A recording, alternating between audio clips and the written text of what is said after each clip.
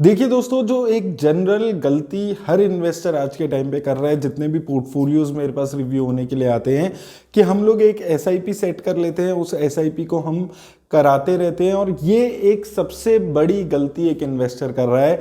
अगर आप ऐसे ही एसआईपी कराते रहेंगे तो आप 30 साल बाद भी अमीर नहीं बन पाएंगे। अब हो सकता है आपको ये बात सुन के थोड़ी सी हैरानी हो, लेकिन मैं एक बार आपको एक्सप्लेन करता हूं कि यहाँ पे मैं आपको क्या बताना चाह रहा हूं।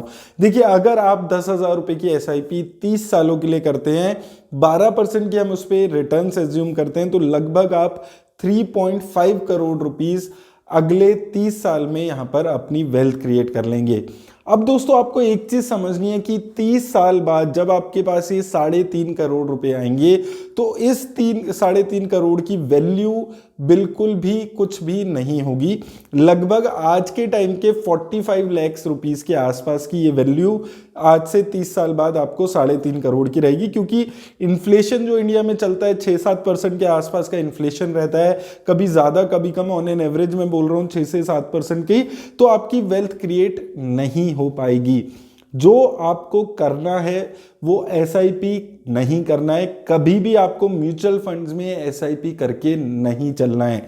आपको करना है म्यूचुअल फंड में स्टेप अप एसआईपी। इसका मतलब क्या है? हर साल आपने जो भी इन्वेस्ट किया है उसको एक फिक्स्ड रेट से बढ़ाना है। देखिए, हर साल हमारी इनकम इंक्रीज होती है, लेकिन हम अपनी एसआईपी सेट कर लेते हैं 10,000 20,000 जो भी आप अमाउंट सेट करते हैं, उस एसआईपी को आप हर साल इंक्रीज नहीं करते हैं।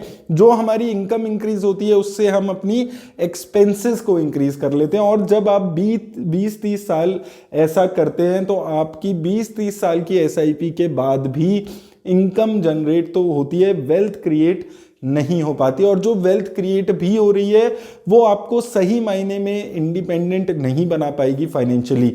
तो इसीलिए आपकी जो भी एसआईपी, आज आप मान लीजिए आज आप 25 साल की उम्र में एसआईपी शुरू कर रहे हैं, 10,000 रुपए की ही एसआईपी आप शुरू कर रहे हैं, यहाँ पर 30 सालों के लिए ही आप एसआईपी कर रहे हैं, लेकिन वो जो एसआईपी है वो स्टेप अप एसआईपी है, यानी कि हर साल वो 10% की रेट पे मान लीजिए आप बढ़ाएंगे। ऑन एन एवरेज इंडिया में जितने भी कंपनीज हैं वहां पे 10 से 12% की इंक्रीमेंट हर साल हर एम्प्लॉय को मोस्टली यहां पर मिलती है। तो मैं 10% की रेट एज्यूम कर रहा हूं कि हर साल आपकी जो इनकम है वो 10% से बढ़ जाती होगी। तो ये जो बढ़ा हुआ 10% है, इसके हिसाब से आपको अपनी सेविंग, अपनी इन्वेस्टमेंट को भी बढ़ाना जरूरी है, इसलिए स्टेप अप एसआईपी करनी है। अब सारी चीजें मैं इस एग्जांपल में सेम रखी है, 10,000 की ही आपको एसआईपी करनी है, 30 सालों के लिए ही करनी है, 12% की ही रेट ऑफ रिटर्न आपको मिलने वाली है, लेकिन आपने की है स्टेप अप एसआईपी 10% की, यानी कि हर साल आप अपनी एसआईपी को 10% बढ़ाएंगे। यहां पर आप अपनी वेल्थ देखिए क्या क्रिएट हुई है। ये आपकी 8 करोड़ से भी ज्यादा की वेल्थ क्रिएट हो गई है। आपने किया क्या है? सिर्फ हर साल थोड़ा थोड़ा अपना एसआईपी का अमाउंट बढ़ाया है। ये चीज मैंने कई बार आपको बताई है, अलग अलग सेशंस में हमने बात की है कि आपको जब भी एसआईपी करनी है तो आपको ये सोचकर एसआईपी नहीं करनी कि मैं 30 सालों के लिए एसआईपी कर रहा हूं, 10,000 रुपए की, 20,000 रुपए की। आपने जो भी एसआईपी आज की है उससे आपको 10% पैसा, 10% उसको इंक्रीज करना बहुत ज्यादा जरूरी है। मैं 10% का एक एवरेज रेट ले रहा हूं। अगर आपकी इनकम 20% बढ़ती है तो एसआईपी को 20% बढ़ाइए, आपकी इनकम 5% बढ़ती है तो 5% बढ़ाइए, लेकिन उसको हर साल बढ़ाना जरूरी है। कोई भी इन्वेस्टर ये चीज फॉलो नहीं कर रहा है। मैं देखता हूं 5-5 साल से वही 20,000 30,000 जो भी अमाउंट की एसआईपी चल रही है, सेम अमाउंट की एसआईपी चलती रहती है, इंक्रीमेंट होते रहते हैं, इनकम बढ़ती रहती है, लेकिन उस इनकम के साथ आप एक्सपेंसेस बढ़ा लेते हैं। अगर आपकी 10,000 की एसआईपी पे भी 10% का स्टेप अप एसआईपी कराते हैं तो ये जो आपका 8 करोड़ रुपए जनरेट हुआ है, ये 1 करोड़ रुपए आज 30 साल बाद जो आज 1 करोड़ रुपए की कीमत है उससे ज्यादा की अमाउंट आपकी बन जाती है। और यही आपको एम रखना है कि जो आपकी 20 साल 30 साल बाद वेल्थ क्रिएट हो वो आपको अच्छे उस टाइम पे भी एक अच्छा उसकी वैल्यू फॉर मनी ज्यादा हो। आपको 1 करोड़ 2 करोड़ की वेल्थ क्रिएट नहीं करनी है 20-30 साल बाद, उसके उतने अमाउंट की कोई वैल्यू भी 20-30 साल बाद नहीं रहेगी। तो आपको वो चीज समझ के 8 से 10 करोड़ रुपए की जो वैल्यू है वो क्रिएट करोगे आप, तब आपकी वो जो वैल्यू है वो एग्जैक्टली 1 से सवा करोड़ रुपए के बीच में होगी आज के टाइम की, जो आपको जरूरी है। दूसरी चीज जो एसआईपी में लोग गलती करते हैं कि हम लोग सिर्फ एसआईपी कराते हैं, लेकिन मैं ये चीज आपको बार बार एक चीज बोलता हूं कि एसआईपी के साथ जब जब मार्केट में गिरावट आती है आपको एक लमसम डालना जरूरी है, तब आप एक एक्स्ट्रा रिटर्न्स कमा सकते हैं। देखिए ये चीज़ आपको समझनी है कि अगर आप थोड़ा बहुत भी इन्वेस्टमेंट के बारे में देख रहे हैं, अगर आप थोड़ा बहुत भी फॉलो कर रहे हैं स्टॉक मार्केट को, तो ये चीज़ करना बहुत ज़्यादा मुश्किल नहीं है।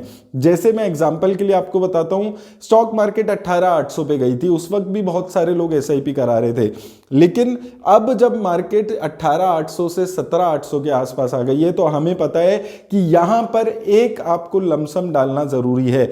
जब जब मार्केट 1000 पॉइंट्स गिरती है, आप खुद सोच कर देखिए कितनी बड़ी चीज है, कितना मुश्किल है कि जब जब मार्केट में 1000 पॉइंट्स की गिरावट आती है हम अपना थोड़ा बहुत 10-15% का लमसम स्टॉक मार्केट में डाल दें। एसआईपी जो चल रहा है ठीक है, कुछ हम पॉज उसको करा सकते हैं, लेकिन साथ में आपको एसआईपी के साथ 2 कॉम्बिनेशन बनाने हैं अगर आपको वेल्थ सही में क्रिएट करनी है। सिर्फ एक 10-20 हजार की एसआईपी करा के अगर आप छोड़ देंगे, जिंदगी भर 30-35 साल 40 साल भी एसआईपी कराएंगे, जो आपकी वेल्थ क्रिएट होगी वो एक्चुअल में आपको अमीर नहीं बना पाएगी। पहली चीज स्टेप अप एसआईपी करनी है, हर साल अपनी एसआईपी को अपनी जो भी इनकम है उसकी इंक्रीमेंट के हिसाब से बढ़ाना है। और दूसरी चीज, जब जब मार्केट में 1000 पॉइंट्स निफ्टी में, 1500 पॉइंट निफ्टी में गिरावट आती है तो कुछ लमसम आपको एक्स्ट्रा इन्वेस्ट करना है। थोड़ा ज्यादा रिस्क लेने वाले इन्वेस्टर हैं तो ऊपर लेवल पे एसआईपी पॉज भी करा सकते हैं, लेकिन वो मैं हर किसी को सजेस्ट नहीं करता हूं, वो उन्हीं लोगों के लिए होता है जो ज्यादा रिस्क ले पाते हैं। लेकिन ये चीज करनी बहुत ज्यादा मुश्किल नहीं है कि आप जब जब मार्केट में 1000 पॉइंट्स की गिरावट आए, जो आपके पास स्पेयर पैसा रखा है, जो आप लॉन्ग टर्म के लिए लगाकर भूल सकते हैं एसआईपी के अलावा, उस पैसे को आप जरूर उस वक्त स्टॉक मार्केट में इन्वेस्ट करें। और जब आप ये 2 चीजें स्टॉक मार्केट में करेंगे तो ही आप सही मायने में एक एक्स्ट्रा रिटर्न्स, एक एक्स्ट्रा वेल्थ क्रिएट कर पाएंगे। तो मैं बार बार आपको यही चीज बोल रहा हूं, आज फिर से इस वीडियो का बनाने का यही पर्पस है कि सिर्फ एसआईपी नहीं करनी है, इस चीज को आपको यहां पर ध्यान रखना है। उम्मीद करता हूं इस वीडियो से आपको हेल्प मिलेगी। मेरी तरफ से बस इतना ही, धन्यवाद।